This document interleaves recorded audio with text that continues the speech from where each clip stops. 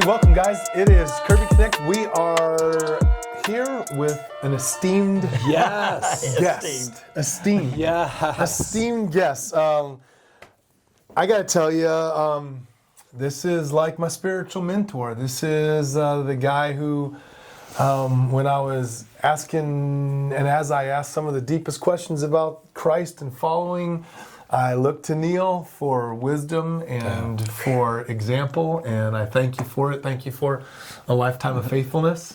He is that. To the Lord. He is that guy. He's that guy that, like, I personally myself, I need to come in contact with people that guy's living it, and he's living it with authenticity, and he's living it with joy, and that just like charges my batteries, and that guy like makes my whole day better. Well, all of us need that. I mean, I always say everybody, especially as men, I think women do this better than we do, but we need, I call them kindred friends. People that can speak truth to you. Even when it hurts. But you don't need more than 3 or 4 of those. No, like that group can't be really big. No, you got to have 3. Really big. Then you just have no boundaries. I really have. I have probably 3 guys, and Don's one of them. You know that I can go. I told Amy this last night. I travel a lot and stay in a lot of places. I always have to be on. Does that mean, I have to perform. Totally get that. Except at Don and Amy's. And then one other place. Yes, I can just go and hang out on the couch and show him ridiculous YouTube videos. You know. But anyway, we're digressing. I thank God for that kindred spirit. I thank God for you, Neil. Neil did our men's retreat, and we're so thankful for all that he shared was in our Sunday service. And so let's jump right in. We're in Luke 20 through 24 this week. John 1 through 2, good job. Keep going, keep going. I just want to say one thing. We're going to get to Luke 21 right now, but Luke 20, Peter in 1 Peter 2:17 says it like this: fear God, honor the king. Jesus says, render therefore to Caesar the things that are Caesar, the things to God that are God's. And I will say this, the treasury that belongs to God is infinitely beyond the treasury that belongs to any human government. And we are rendered to be committed, our hearts to be fully given to God's kingdom beyond any other earthly kingdom. Fear God, honor the king. Luke 21, take us there. What do we look at? Luke 21, the thing that, you know, I think I'm a big picture guy. I don't get right. Although it's the little details that always strike me. And there's one in here of the lady who has almost nothing. But she gives out of her nothingness to something much larger, to God. It is that whole, and I, you know, when I'm reading about the widow's mite, I think about that old song, little is much if God is in it. And I think sometimes, for most of us, we feel like we don't have a lot to offer to the kingdom. I mean, I have struggled all my life thinking, I speak a lot, but I'm a mediocre speaker at best. You know, I don't have much. I wish I get envious of guys like you who are so musically talented. And I'm going, I've got nothing. I've got nothing except I'm me. And can I quote Dr. Seuss? Because I quote this all the time. He's a great theologian. He said, today you are you. That's truer than true. There's nobody in this world that is youer than you. And I'm just me. But as little as I have to offer, when you give that to God, it becomes this huge thing. This, the widow gave it. And there were guys who had a lot to offer, but they didn't give much out of their abundance. And you ever notice we tend to look at other people and we look at like what their thing is, like we don't have any, because like the truth is like I look at Neil like, boy, I wish I was like Neil like this. He's like, I ain't got nothing. I've got nothing. Can I have your nothing? Yes. It's true. It's true. And I look at you guys and I'm going, gosh, like, no. What could I give the kingdom if I had that? But you know, it so translates into Sunday morning, and I say this when I'm training people in teams and things. The average visitor makes their decision about whether they're going to come back to church within the first 7 minutes, right? They've not seen any of us, like any of the people that are the the platform, visible faces, the people whose names are on stuff and things like that. No, the important person is the person that makes them feel like this is a place that they can come find God and be loved. Yeah. By opening a door. Yeah. By pointing to a parking spot. Like without that, everything else is just useless. Or paying attention to their child. Yeah, making them feel like their child matters. Yeah. If they're going to be safe. Yeah.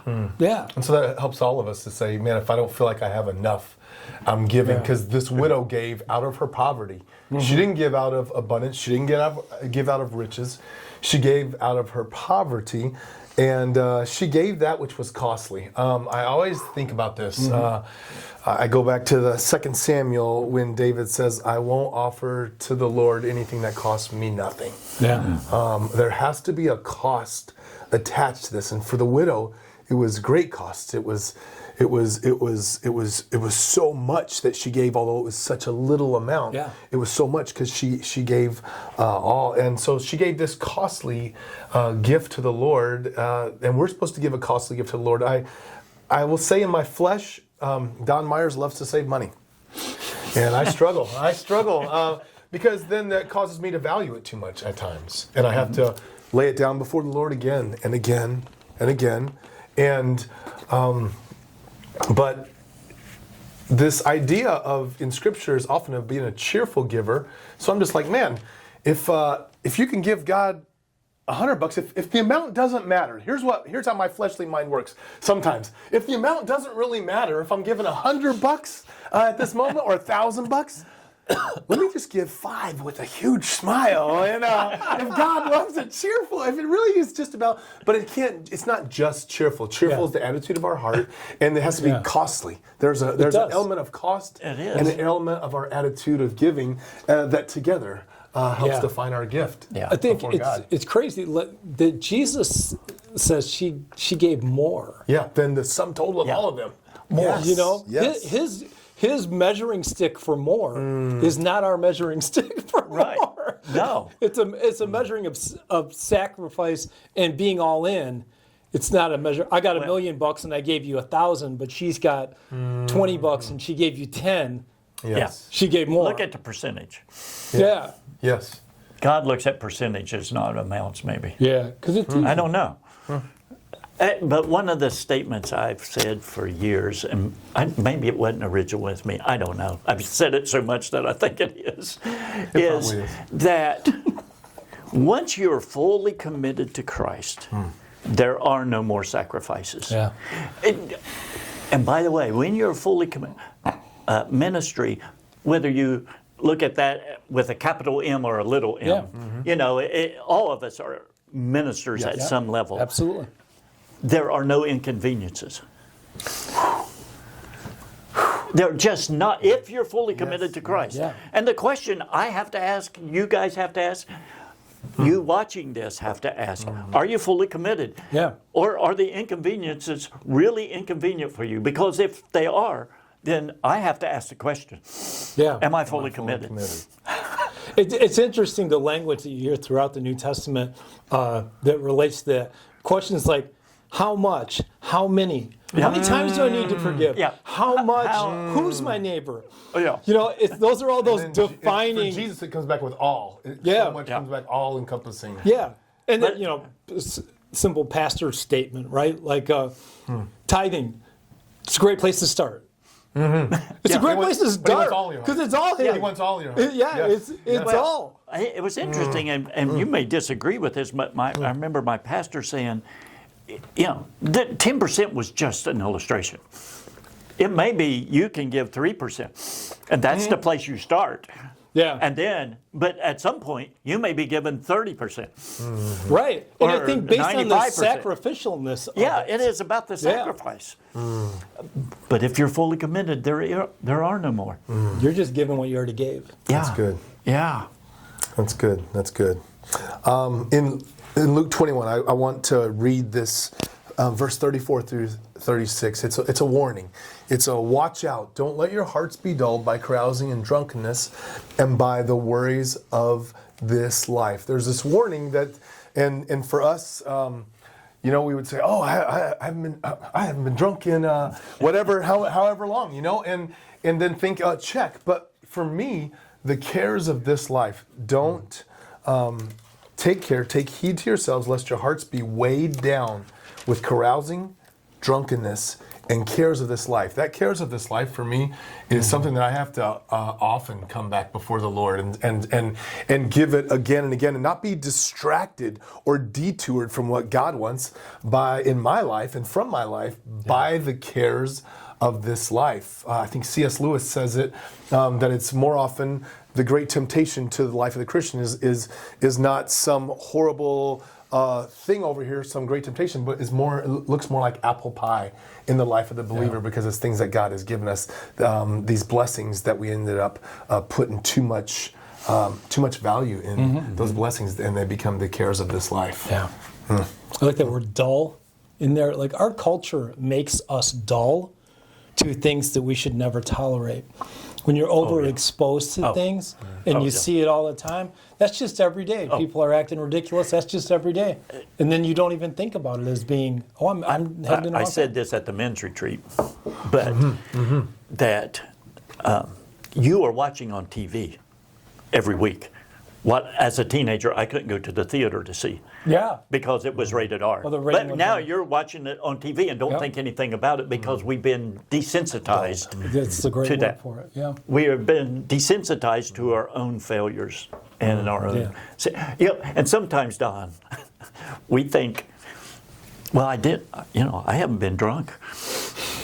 Well, I haven't stolen anything. Right. I haven't. But you know what? I didn't talk very nice to my wife. Well, okay, I haven't been drunk, but I didn't live out. Let me put it in a different. I didn't live out the fruit of the Spirit. Yeah. At my house. Yeah. And which is the hardest place to live out the fruit of the Spirit. Yeah, it is. Grumpy's not on the list. Absolutely. Yeah. I keep trying to put it there. In Luke 22, verse 24. Then they began to argue among themselves about who would be greatest among them. Yeah. This whole question about significance, greatness, that I think all of us grapple with. In Jesus, when this question is before them, the Son of God is in their very presence, and they're arguing multiple times through the Gospels about who's the greatest. Who's the greatest? It just shows, my word, when Jesus could have easily just said, duh, you guys are driving me nuts. I'm the greatest. If it was me sitting there, it would be very hard to hold my tongue at that moment. Yeah, you would have thought that the disciples could have figured this out by now. Who's the greatest? And Jesus gets up and he serves them, and he washes the disciples' feet, and he doesn't give them a lecture. Instead, he displays through his servanthood, through his action, who's the greatest in the kingdom of heaven. Let me show you what it looks like. Let me show you. I mean... Yeah. My favorite moment of the who's the greatest thing is like when the brothers send their mom. Yeah. Hey, Mom, can you go ask Jesus if one of us can sit on the right and one on the left? Because... we deserve that, and if you can just make our case. Well, and it may have been the mom said, "Hey, it's mine." My boys are going to be right. Go to a little league baseball game, and you'll understand that. Yeah. Moms. Yeah. My son should be the shortstop. As my the coach's son. Awesome. The coach's son is always the quarterback. It is. Oh, man. I want my son to be the quarterback. That is a great paraphrase of that scripture. Well, again, in one of my Bibles I have written, God will not judge us by how many people we lead, but by how many people we serve. Yeah. Mm-hmm. And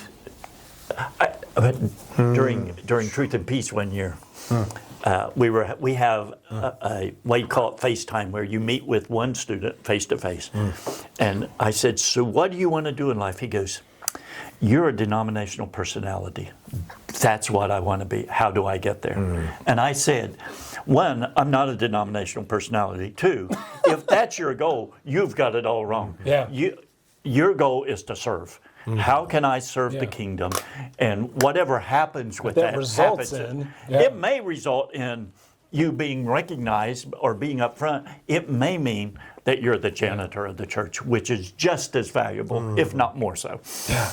It's so contrary to the way the world is, and the way we view don't think that. leadership, and the way we view importance and validity. And to me, it's really freeing to go, okay, I belong to Jesus now. So here's the definition of great. Give up everything that he asks you to give up. Like, I don't have to pull together the most fabulous, best looking, most talented, whatever. I just have to go, you want this? Okay, I'll do that. And that's what he redefined. I like that better. Oh, yeah. Oh. I like that better than endlessly trying to strive at being whatever the world defines as great. That's good. I have an illustration of that, but I'll save it for later. So if we move on to verse 31 in chapter 22, I have read this countless times, and it's the beauty, I think, of just going through the Gospels multiple times in a year like we're doing this year. And it just smoked me like I heard it for the first time. Simon, Simon, Satan has asked to sift each of you like wheat.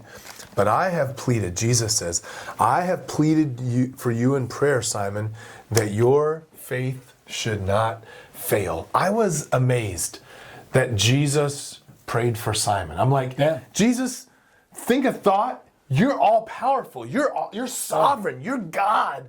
Like, you're greater than Satan. Just smash him. Just make Peter impervious to temptation, to sin, whatever. But Jesus takes this path, and it's prayer for Simon that he wouldn't fail, that he would follow. But he knew Simon. He did. He knew Simon. He did. He knew what he would need.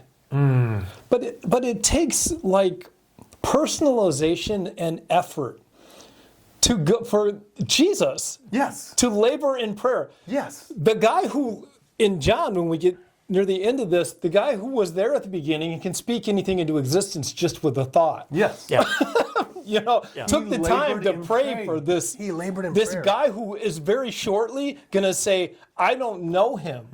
And at the end of it, he's going to cussing and ranting and raving, I don't know him. Yeah, that's Jesus. That's it. Yeah. It's to me, and maybe I'm looking at it incorrect, but it's about that relationship that he has. I care so much for him. Oh, I could do this, but I know what's going to happen. And I just want to pray for this guy. I want to put my arms around him. And even though I know he's going to fail me, thank God, I'm going to be here for him. What an example. And when he came to the end and Simon did what Jesus said he was going to do, guess what? At the end, Jesus was still there. Yeah. No matter what you're going through, Jesus is still there. To wrap up our Luke section, give us what do you think the most important words are, Neil, out of Luke 23:24? 24, 6 words, 2 very short sentences, 3 words each, that changed the whole course of history. I wish I could have been there. I wish I could have been with the women as they're walking that morning. Heartbroken. They had given their lives. Yeah. And I wish I knew the question. I'm sure they were tearfully going, I just don't understand. But one thing they could do, they could go anoint his body, because that was their tradition. It may seem like a little thing in comparison. And then I know they probably stopped and said, oh gosh, there's a big rock. How are we going to move that? Giant rock? How are we going to move that? Yeah. And they get there, and the rock's moved, and the angel says these 2 little sentences. They go, where is he? And he goes, he's not here. He is risen. I even like the verb tense. It wasn't, he has risen. He is risen. Yeah. He's alive right now. Present, future. Present. Yeah. Changed the whole course of history. Amen. The whole course. We're here. we're doing this podcast. Yes. Because those 6 words. Because he's not here. He's not here. That's the hinge point. Yeah. He's not here, but he's here. Yeah. He's not there. He's here. Yeah. He is here. He's not in that here. He's not in it. I love it. I love it. Emery, will you kind of intro us into John the Baptist and John a little bit? Yeah. And where we're going here, because I know we're getting down toward the end. So are we into John now? Yep. Yeah. Yeah. First of all, let me just say this: like, if the expectation of the reader of Matthew, Mark, and Luke is that you need to grasp that Jesus is God and that He came as a substitutionary sacrifice for us. When you get to John 1, it's like jumping off the diving board. Hey, by the way, He's that, but by the way, He's always existed. And by the way, not anything that exists because of He Him. made it. Because He made it. And like He holds all things together. And we'll talk about Colossians later.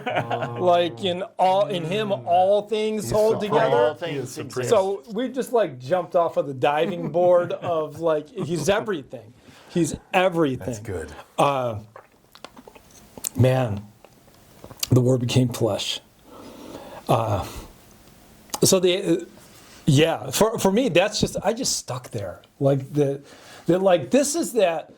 Like I need to know these phrases. I need to know these phrases because, central to Christianity is what? That Jesus is who He said He was and that He did what He said He was going to do. Well, this is who He was. Yeah. This is who He is. This is who He will always be. Like that, I just think sometimes I just need that reminder. Like the one that holds it all together can hold today together. The one that created it all knows how it all works. He's not like, I didn't see that coming, didn't know what to do with that. Like even when I don't know what to do with that, didn't see it coming, He did because He is the Word became flesh. Yeah. That even John the Baptist, who, if anybody was fully committed, he was. Yeah. The man who eats bugs and dresses in animal skins. And, I probably wouldn't want to sit by him in church. Yeah. But he was fully committed, but he recognized, I'm not the guy. Yeah. This is the guy. And we talked about this earlier as we were discussing before we started this, is he came to a point where he had to give everything. Yeah. He's going to get his head chopped off. Yeah. And so he sends word to Jesus, I just want to know, are you the guy? And Jesus didn't answer him. Yeah. And I'm going, if anybody deserved it. Yeah. And the question is, even when you don't understand, will you still trust Him? Yeah. Because there's going to be so much in our lives that we simply don't understand. Yeah. Why we can't figure out, God, well, what, we want to ask that question, why? And I think God's big enough to handle all of our whys. Yes. Yeah. But the truth is, we will never, ever understand it. And by the way, I've had people say, God's got some questions to answer when I get to heaven. I go, you won't have any more questions. You'll be overwhelmed by it. The questions won't be there. But the question is, will you still trust me? Yeah. Will you still trust me even when you don't understand? And John the Baptist to me was the perfect example of that. Yeah. You have a way of saying little phrases that stick with me for like a tattoo. Forever. Well, don't get a tattoo, okay? Oh, I don't have one actually. But they just stick with me for a long time. I'm not that guy. Like, that's the answer to our self-absorbed, egotistical counterculture that we live in. I'm not that guy. I'm not that guy. Jesus is that guy. Jesus is the guy. Don't start admiring me. Don't start looking at my accomplishments or anything like that. Every good and perfect gift came from Him in the first place. He's the guy. I'm not the guy. I'm not the guy. I am not the guy. I'm nothing. Our culture doesn't like that. Oh no. Well, you go to any bookstore, the biggest aisle is the self-help book. Yeah. How to make me a bigger me. How to make me the I. How to make, And yet, God says, but you matter. Yeah. I love this and hate it all at the same time. So they introducing the disciples, said, Andrew, Peter's brother, can he just be Andrew? I was always Neil, Mike's brother. Just be Andrew. But Jesus, and by the way, I think Andrew's the one who brought Peter to Jesus. Now, Peter gets all the pub. Oh yeah. He gets all the pub. But it's Andrew who's the rock. Yep. It's Andrew who is the guy. Yeah. And I'm going, but because Andrew recognized he's not the guy. Sometimes I think Peter thought he was. Now, maybe he did, but I think Peter thought he was kind of the guy. Andrew recognized who the guy was. Yes. And matter of fact, when he brought Peter, he says, I found the guy. Yeah. That's in the NIV, Neil's Incredible Version. But he said, I found the guy. This is the guy. Yeah, Andrew, he got the deal that, like, your job is to point to the guy. Yeah. Yeah. Man. Emery, am I closing? Yeah, that's what the notes say. It says right here. It says my name, and then it says close. Okay. But you got Neil here who can't shut up. That's awesome. Rule number 1, don't point to the structure. And 2, that next time, if I ever do this again, do not give 5 chapters of the richest parts of the Scripture. Oh, you gotta hit it. You have experienced the shortest amount of time that the 3 of us could actually talk.